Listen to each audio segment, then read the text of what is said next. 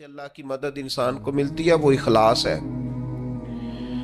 جو لوگ ریاکاری کر رہے ہوتے ہیں وہ تو دولت اور شہرت کے راستے پہ ہوتے ہیں، اقتدار کے راستے پہ ہوتے ہیں، راہ خدا پہ تو ہوتے ہی نہیں۔ تو راہ خدا پہ جو لوگ ہوتے ہیں انہیں مدد نصیب ہوتی ہے، اس کے لیے اپنی نیتوں اور اپنے ارادوں کو ٹھیک رکھنا، اپنی نیتوں کا وضو رکھنا بڑا ضروری ہوتا ہے۔ جن لوگوں کے اندر اخلاص ہوتا ہے انہیں اللہ کی مدد ملتی ہے۔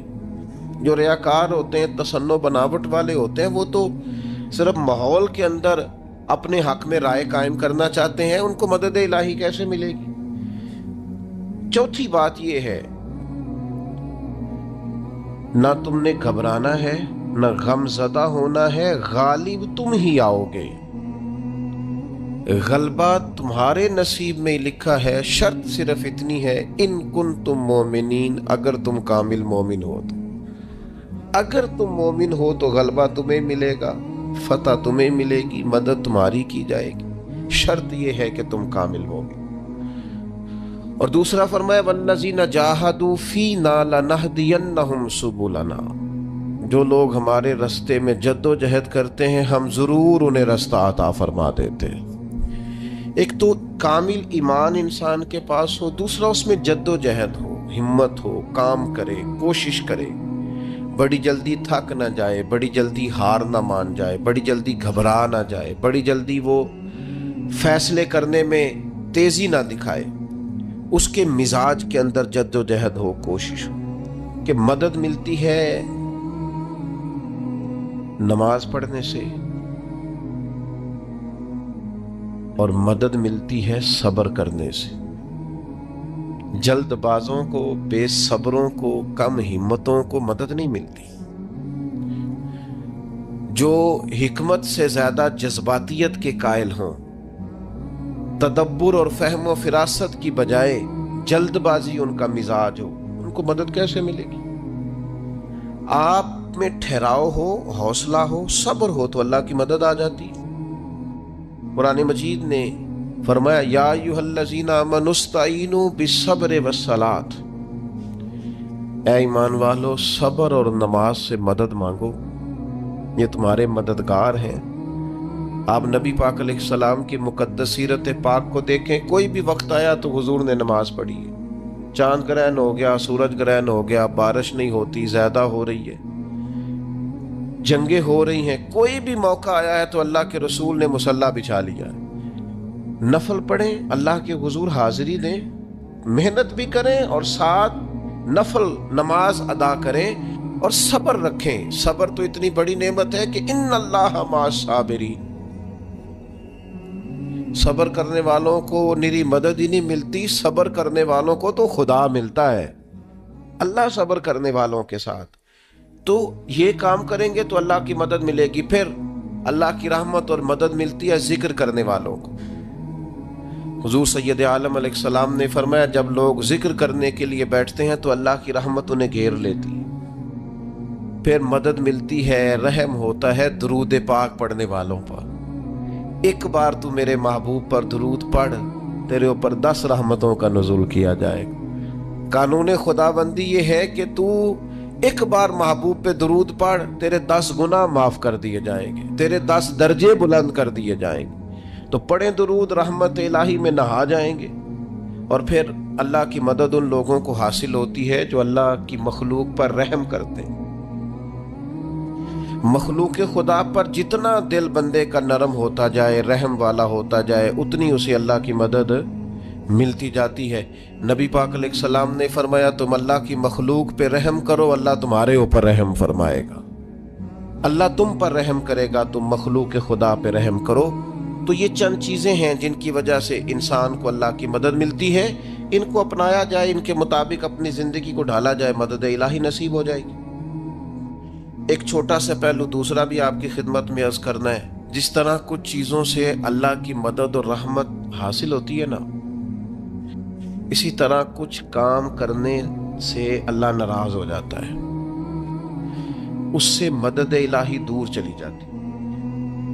سب سے پہلی چیز یہ ہے کہ جب لوگ اللہ کی یاد سے منہ موڑتے ہیں نا، تو اللہ فرماتا ہے وَمَنْ أَعْرَضَ عَنْ ذِكْرِي فَإِنَّ لَهُ مَعِيشَةً ضَنْكًا، اگر تم میری یاد سے منہ موڑو گے تو میں تمہارے لیے زندگی تنگ کر دوں گا، تمہاری معیشت تنگ ہو جائے گی اگر تم نے میری یاد سے منہ پھیر لی۔ اللہ کے ذکر سے اور اس کی یاد سے منہ پھیر کر فقط اپنے بازو کی قوت پر بھروسہ کرنا، یہ کوئی عقل مندی اور دانش مندی کی علامت نہیں ہے۔ دوسری بات یاد رکھیں، جو لوگ بے یقین ہوتے ہیں نا، یقین کی دولت جن کے پاس نہیں ہوتی، ان کے پاس بھی اللہ کی مدد نہیں ہوتی۔ اللہ کی مدد تو یقین والے لوگوں کو ملتی ہے، جن لوگوں کا یقین مضبوط ہوتا ہے نا ان کو مدد ملتی۔ اور پھر جو مستقل ڈیوٹی کرتے ہیں، مستقل تھوڑا سا کام کرنے کے بعد جو تھک جائے، تھوڑی سی کوشش کے بعد جو پریشان ہو جائے، ان لوگوں کو اللہ کی مدد نہیں ملا کرتی۔ اللہ کی مدد ان لوگوں کو ملتی ہے جو مستقل کوئی کام کرتے ہیں، جو کوئی ڈیوٹی کرتے ہیں، جو کوئی کام سر انجام دیتے ہیں۔ اسی طرح جو لوگ مستقل کام کرتے ہیں انہیں مدد ملتی ہے، جو مستقل مزاج نہیں ہوتے انہیں اللہ کی مدد نصیب نہیں ہوتی۔ ان الذین قالوا ربنا اللہ ثم استقاموا تتنزل علیہم الملائکہ، جن لوگوں نے کہا اللہ ہمارا رب ہے پھر وہ اس پر ڈٹ گئے، یہ وہ لوگ ہیں جن کی مدد کے لیے اللہ فرشتوں کا بھی نزول فرما دیتا، اللہ فرشتوں کا نزول کر دیتا ہے ان لوگوں کے۔ تو مستقل کام کرنے سے اللہ کی مدد ملتی ہے۔ تو جو لوگ مستقل مزاج نہیں ہوتے وہ اس سے معاذ اللہ محروم ہو جاتے ہیں۔ پھر ظلم سے اللہ کی مدد روٹ جاتی ہے، جب لوگ ظلم اور زیادتی کرتے ہیں پھر انہیں اللہ کی مدد نصیب نہیں ہوتی۔ کسی معاشرے میں بھی اگر ظلم عام ہو جاتا ہے تو وہاں سے رحمت الہی روٹ جاتی ہے۔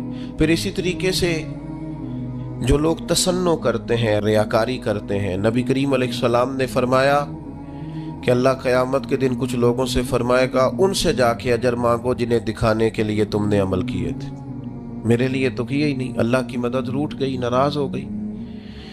تو ایسے لوگوں سے بھی مدد الہی ناراض ہو جاتی ہے۔ پھر رزق حرام کے جو لوگ عادی ہو جاتے ہیں حرام کے، میرا رب قرآن مجید میں فرماتا ہے قُلْ يَا عِبَادِيَ الَّذِينَ أَسْرَفُوا عَلَىٰ أَنفُسِهِمْ، اے محبوب فرما دو اے میرے بندو جنہوں نے اپنی جانوں پر ظلم کر لیے ہیں، جنہوں نے گناہ کیے ہیں، رب کی نافرمانی کی ہے، اپنی جان کو دوزخ کا معاذ اللہ سزاوار کر لیا ہے، جنہوں نے اپنی جانوں پہ ظلم کیے ہیں، میرے ان بندوں سے فرما دے کیا لا تقنطوا من رحمت اللہ، ان سے فرما دے کہ یہ اپنے اللہ کی رحمت سے نا امید نہ ہو۔ یہ تھی معافی۔ اور وہ جو میں نے کہا نا ذرا گردن جھکائے اور پھر پیشانی بھی چوم لے، بلا مثال و بلا تشبیہ آگے فرما ان اللہ یغفر الذنوب جمیعا، یہ اس ہونے والی اس موجودہ غلطی کی ہی بات نہیں، بے شک اللہ سب گناہوں کو معاف فرما دے گا۔ تو مالک یہ ایک دفعہ ہی ہوگا، یہ آج ہی رحمت آئی ہے، یہ کسی ایک مخصوص وقت، ایک مخصوص موقع یا کسی مخصوص تاریخ کے لیے ایسا ہے؟ فرمایا نہیں، انہو هو الغفور الرحیم، اللہ ہے ہی بڑا بخشنے والا اور رحمت فرمانے والا۔ یہ اس کریم کا ہمیشہ کا طریقہ ہے کہ وہ غفور بھی ہے اور وہ رحیم بھی ہے، معاف کر دیتا ہے۔ اور ان اللہ یغفر الذنوب جمیعا، بے شک اللہ سب گناہوں کو معاف فرمائے گا۔ مجھے بتائیے، ہانپتے کانپتے لرزتے سہمے ڈرتے کب کبھی وجود پہ طاری ہوئی بندے میدان محشر میں جمع ہو اور انہیں خبر ہو کہ ڈائری تو کھل گئی، آڈیو ویڈیو تو چل گئی، پتہ تو سارا آ گیا، فرشتے دفتر اعمال لے کر پہنچ گئے، چھوٹی سی چھوٹی ذرے کے برابر بھی کوتاہی تو یہاں تک آ گئی، بندہ ڈرے کانپے اور اچانک آواز کرم آئے، ان اللہ یغفر الذنوب جمیعا، بے شک اللہ سارے گناہوں کو معاف فرمانے والا ہے۔ تو کیفیت کیا ہے، انداز کیا ہے؟ اس وقت انسان کے دل کو جو تسلی ہوتی ہے وہ تسلی کیا؟ ان اللہ یغفر الذنوب جمیعا، بے شک اللہ سب گناہوں کو بخش دیتا ہے۔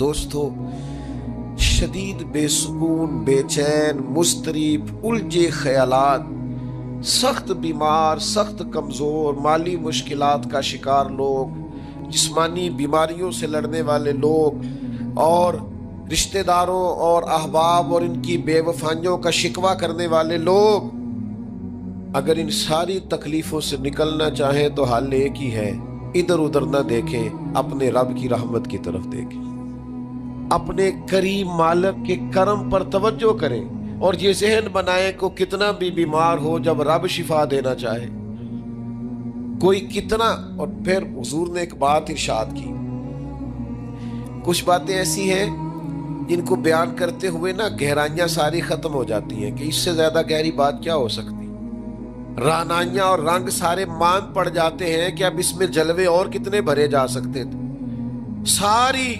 انسان کی سوچیں اور وسعتیں اچانک سمٹنے لگتی ہے کہ یار اتنی بڑی بات، یہ ذرا انداز دیکھیے حضور کا بیان کرنے کا۔ نبی پاک علیہ السلام فرماتے ہیں جب قیامت والے دن اللہ ان لوگوں کو اجر عطا کرے گا نا جن پر دنیا میں مشکلات آتی رہی، تو فرمایا وہ لوگ سوچیں گے کہ یہ تو مشکلات تھوڑی تھی، کاش کبھی زیادہ آ جاتی نا، کاش ہمارے وجود کینچیوں سے کاٹ دیے جاتے۔ وہ لوگ سوچیں گے، اور وہ بھی سوچیں گے جن پر مشکلات نہیں آئی تھی کہ کاش کبھی ہم بھی اس چکی سے پس کے آتے نا۔ اس سے زیادہ بھی کوئی اجر ہو سکتا ہے کہ رب کہتا ہے ان اللہ مع الصابرین، جو مصیبت پہ صبر کر دے اللہ اس کے ساتھ ہے۔ معیت الہی اس شخص کو نصیب ہو رہی، رحمت خداوندی سے کبھی نظر نہ ہٹائیں۔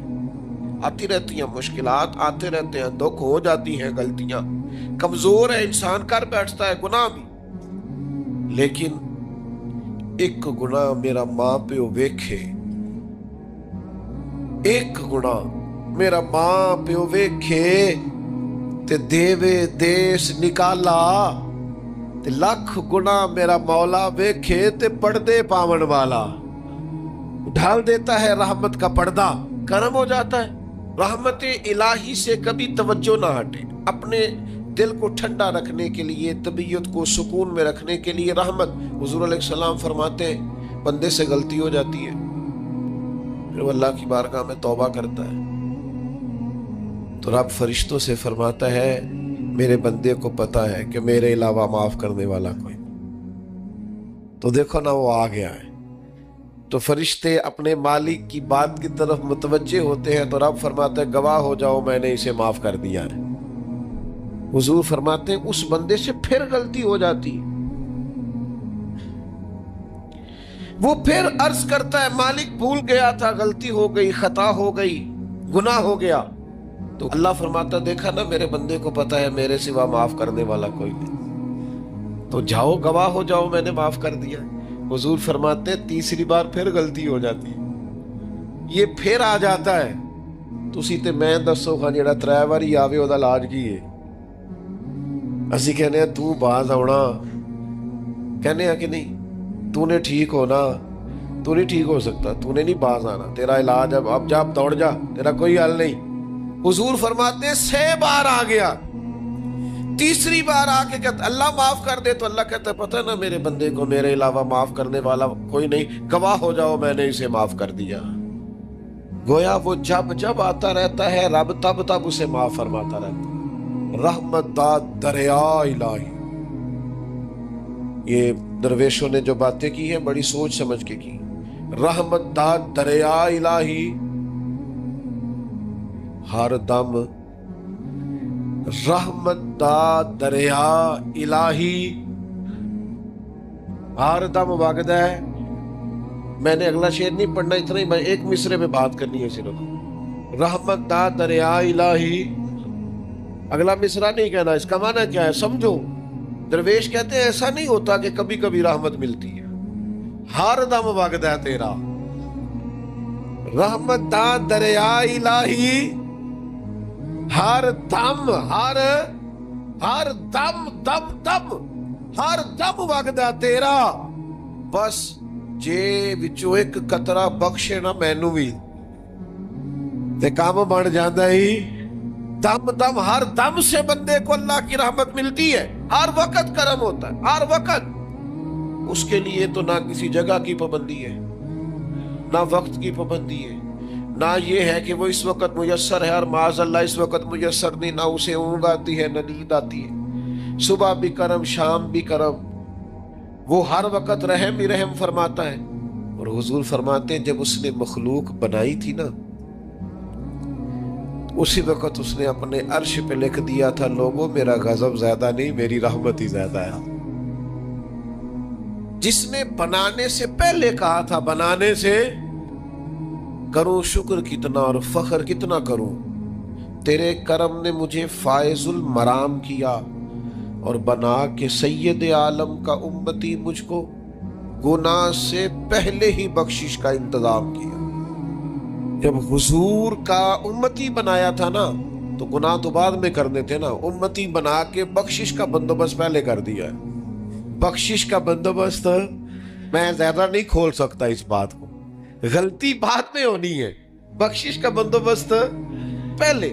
اور حضور فرماتے رب نے مخلوق بنائی تو یہ لکھ دیا کہ لوگوں یاد رکھنا غضب زیادہ نہیں ہے، رحمت ہی، تمہیں کرم ہی زیادہ ملے گا۔ اچھا حضور نا کئی طریقوں سے اس رحمت کو بیان کرتے ہیں، کئی زاویوں سے، کئی مختلف انداز سے اللہ کے کرم کو لوگوں کے سامنے اجاگر کرتے ہیں۔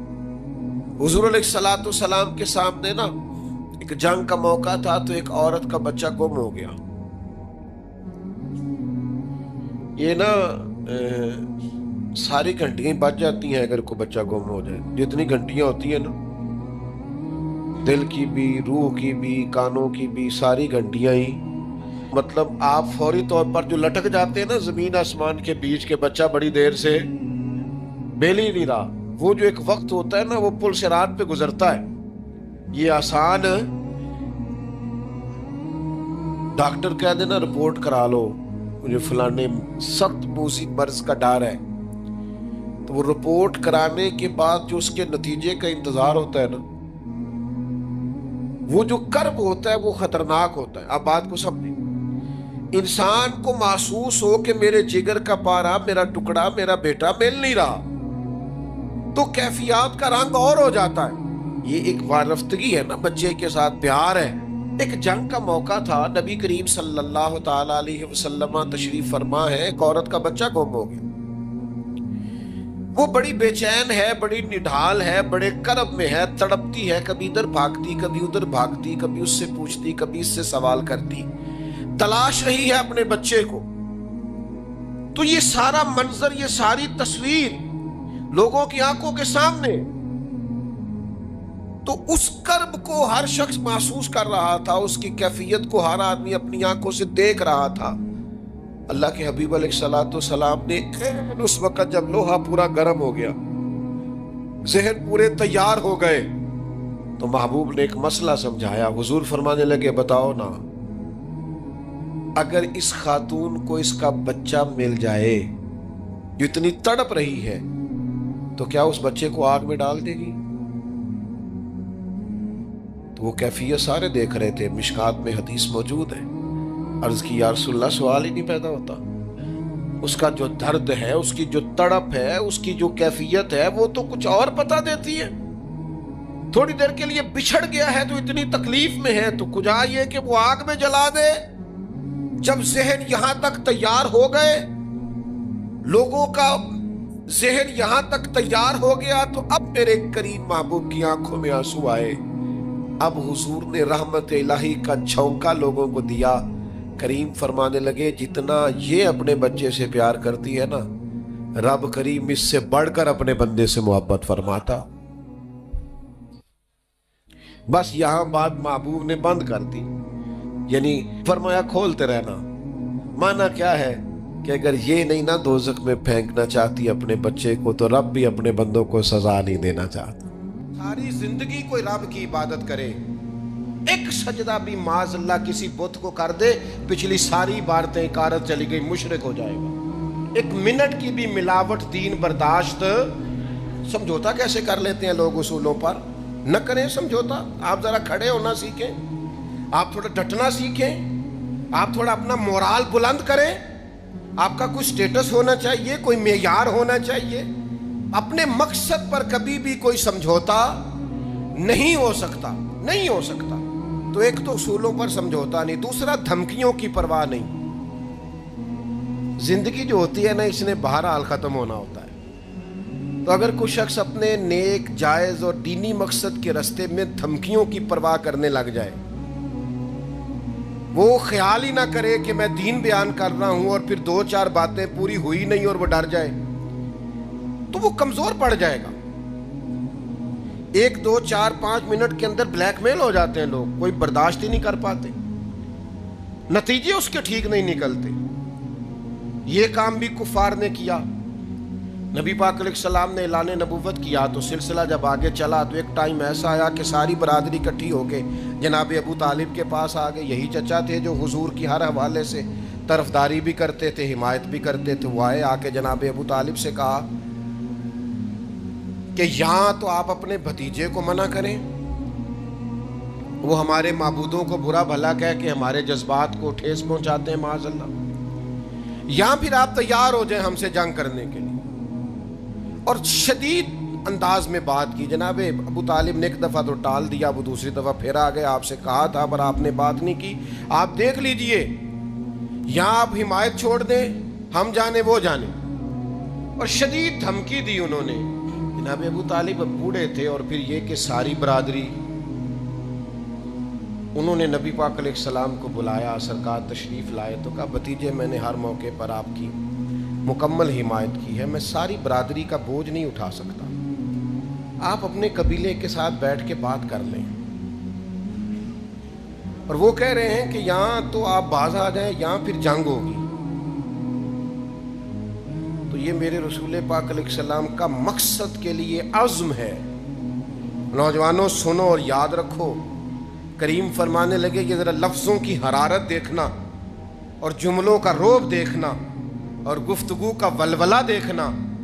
کریم فرمانے لگے چچا یہ میرے سیدھے ہاتھ پر سورج لا کے رکھیں اور دوسرے پر چاند لا کے رکھیں تو دین کی تبلیغ پھر بھی نہیں چھوڑوں گا، کہتا رہوں گا لا الہ الا اللہ۔ اور حضور علیہ السلام نے فرمایا میں دین کی تبلیغ کرتا رہوں گا، اور چچا 2 ہی باتیں ہیں، یا دین غالب آ جائے گا یا میں اپنی جان دین کے راستے میں پیش کر دوں گا۔ یہ رسول پاک کا دیا ہوا فلسفہ ہے کہ آپ کو دین کا کام کرنا ہے تو جان لڑا کے کرنا ہے، یہ شہادت کا ہے الفت میں قدم رکھنا ہے۔ لوگ آسان سمجھتے ہیں مسلمان ہونا، آپ کو پھر پوری مشقت کے ساتھ زخم پہ زخم کھا کے جی خونے جگر کے گھونٹ پی آہ نہ کر لبوں کو سی، یہ عشق ہے، کوئی دل لگی نہیں۔ چپ کر کوئی گلہ نہ کرنا، شکوہ نہ کرنا، کسی قسم کا لفظ زبان پہ اعتراض کا نہ لانا، یہ عشق ہے، کوئی دل لگی نہیں۔